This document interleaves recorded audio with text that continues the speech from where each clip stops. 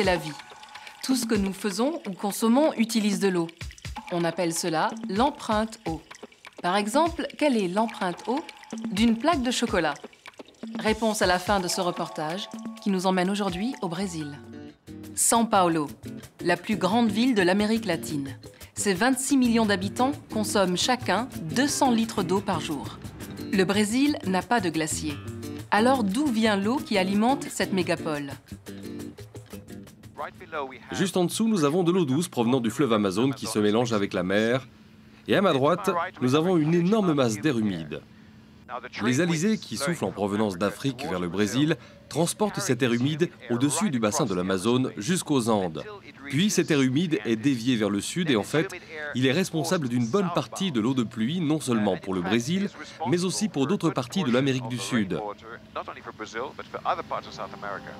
Selon l'ingénieur suisse Gérard Moss, les nuages qui se forment au-dessus de la forêt amazonienne vont parcourir 3000 km avant d'éclater au-dessus de São Paulo.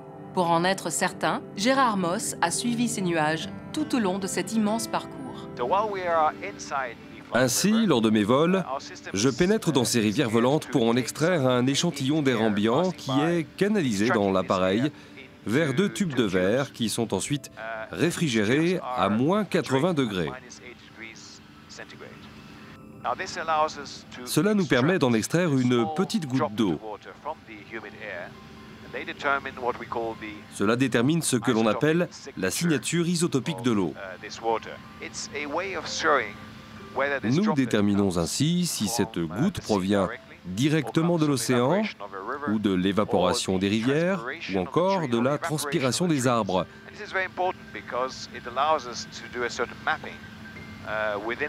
Ce qui nous permet d'identifier l'origine de l'eau de pluie pour le Brésil et d'autres parties d'Amérique du Sud.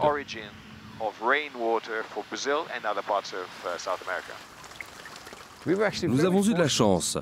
Nous sommes parvenus à suivre l'une de ces rivières volantes quand elle quittait le bassin de l'Amazone et nous l'avons accompagnée jusqu'à São Paulo. Nous avons pu évaluer que le volume d'eau des nuages représentait 3200 mètres cubes d'eau par seconde, soit de quoi alimenter toute la population de la ville de São Paulo pendant 115 jours. Il n'y a donc aucun doute sur la relation cruciale qui existe entre la forêt amazonienne et le sud du continent. C'est tout pour aujourd'hui. Et pour répondre à notre question, 1700 litres d'eau sont nécessaires pour produire une plaque de chocolat. Et n'oubliez pas, l'eau est à consommer avec modération.